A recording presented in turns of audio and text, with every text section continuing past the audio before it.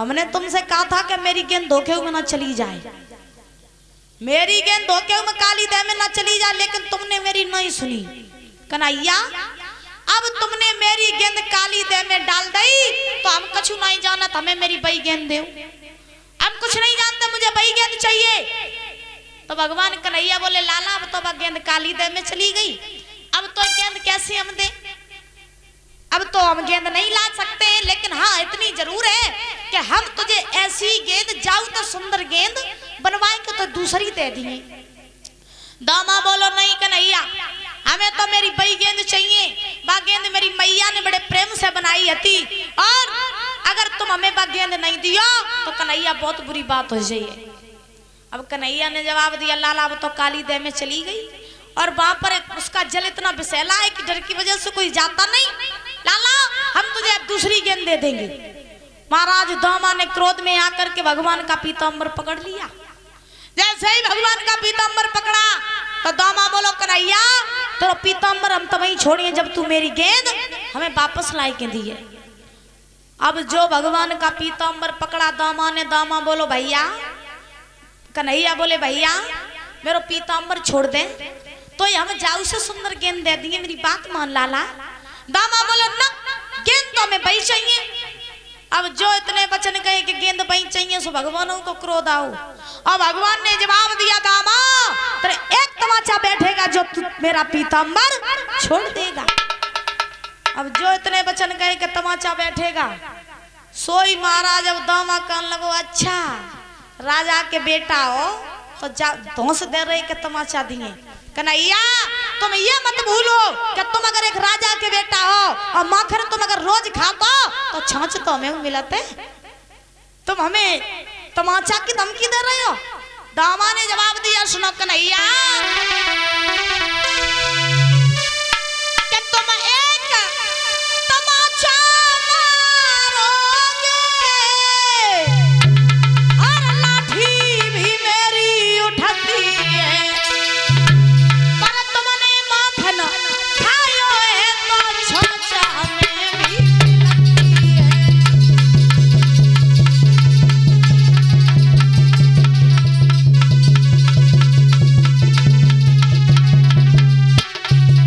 कन्हैया तमाचा की धौंस दे रहे, तमाचा की।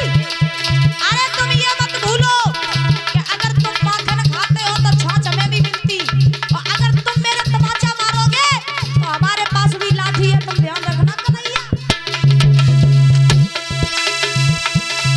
तुम एक तमाचा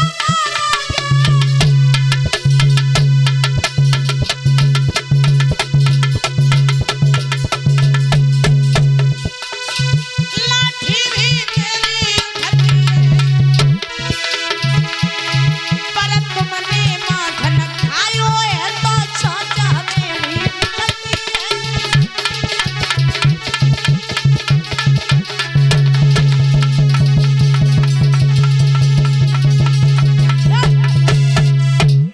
आज दामा ने जवाब दिया कन्हैया हमें तुम तमाचा की धमकी और मत देना। अब जितने ही वचन कहे तो दामा ने एक बात और कह दी कन्हैया से कि अगर तुम ज्यादा बलगरे बनते हो और ज्यादा ही तुम ताकतवर हो तो कंस के यहाँ से फरमान आया कि इसे 2 डलिया कमल के पुष्प चाहिए, तो ज्यादा ही अगर बनते हो तो फिर अगर तुम इतने ही हो तो पुष्प भिजवाए ना दे। अब जो दामा ने इतने वचन कहे सो महाराज अब तो भगवान को वो बात दिमाग में बैठ गई। भगवान ने जवाब दिया दामा तू हमें कंस की धमकी दे रहा है, फूलों की धमकी दे रहा है। दामा तुझे नहीं पता है अगर तूने हमें फूलों की धमकी दी और उस कंस की धमकी दी तो न तू अब कहीं दूर जाएगा और न हम कहीं दूर जाएंगे। दामा सुन ले मेरी बात, कले फूल फूल चिल्लाता है,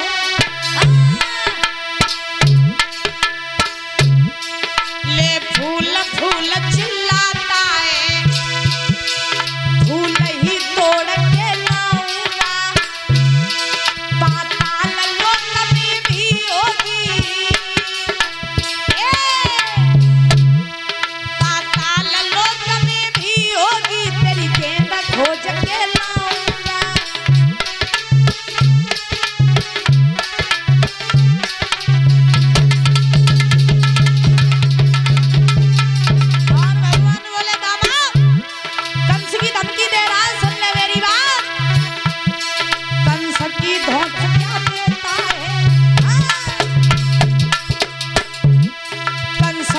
ठोस क्या देता है उसको भी देख भाल लूंगा। देखना कभी तेरे आगे, देखना कभी तेरे आगे मैं उसका चूर कर डालूंगा।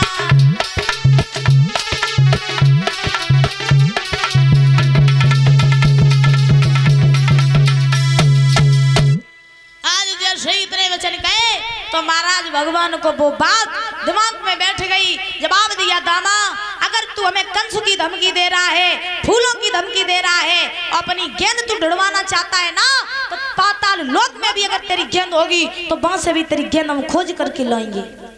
भगवान चले। जाने के बाद में महाराज उसी काली दह के तट पर एक कदम का वृक्ष था। भगवान उस कदम के वृक्ष पर चढ़ गए और महाराज जैसे ही चढ़े वैसे ही आज काली दह में भगवान ने छलांग लगा दी। जैसे ही भगवान ने काली दह में छलांग लगाई तो महाराज श्री सुखदेव जी समझा रहे, हे राजन परीक्षित, छलांग लगा करके भगवान जैसे ही काली दह में गिरे अब तो दामा की आफत आ गई। अब तो जितने ग्वाल वाल रहे सो दामा के पास में आए। जवाब दिया, दामा आज तूने मेरा कन्हैया जीवित नहीं छोड़ा। अगर तू ऐसे वचन न कहता, तूने एक गेंद के पीछे मेरे कन्हैया को तूने काली दह में गिरा दिया, अब मेरा लाला जीवित वापस नहीं आएगो। महाराज ध्यान रखना, आज दामा को चिल्ला रही, अब तो दामा को भी अपमान महसूस हुआ। दामा सोचने लगा कि अगर हम ऐसी बात न कहते तो आज मेरा कन्हैया काली दह में न गिरता और हमें लगता अब मेरा कन्हैया वापस लौट के नहीं आएगो। अब तो महाराज मनसुखा भागा और भाग करके मैया यशोदा के पास में जाकर के पहुंच गया और रो करके बोला, मैया गजब हो गया। यशोदा बोली, क्या हुआ, इतने परेशान क्यों हो मनसुखा? मनसुखा ने जवाब दिया, मैया कन्हैया और हम सब लोग काली दह पर गेंद का खेल खेलने गए थे तो वहां पर कन्हैया जो था वो काली दह में कूद गया। जो मैया यशोदा ने इतने वचन सुने कि कन्हैया काली दह में कूद गया तो महाराज मैया यशोदा आज नंगे पैर दौड़ पड़ी, भाग पड़ी मैया बाबा नंद। अब तो सारे वृंदावन के लोगों को पता चल गया कि कन्हैया काली दह में कूद गया। सारे वृंदावन के वासी आज रोते हुए भागते हुए काली दह पर पहुंच गए। जैसे ही श्रोताओं काली दह पर आए ग्वालवाल तो मैया यशोदा जो रही तो मैया यशोदा ने काली दह में कूदने का प्रयास किया। जैसे ही बुजुर्गों मैया ने कूदने का प्रयास किया, क्योंकि माँ की ममता तो ऐसी होती है, अगर संतान के ऊपर थोड़ा सा भी कष्ट आ जाए तो माँ पहले भड़कने लगती है। तो मैया यशोदा जैसे ही काली दह में कूदने का प्रयास किया वैसे ही आज बलराम ने मैया को पकड़ लिया। जवाब दिया, मैया तुम काली दह में न कूदो, क्योंकि तुम्हारा बालक कन्हैया है जो वो कोई साधारण बालक नहीं है। अरे वो अभी गया है और अभी जाएगा और अपनी लीला करके वापस आ जाएगा, तुम चिंता ना करो। अब उस मैया को कौन समझाने वाला है? मैया तो यही जानती कि मेरा छोटा बालक है, वो भी आज काली दह में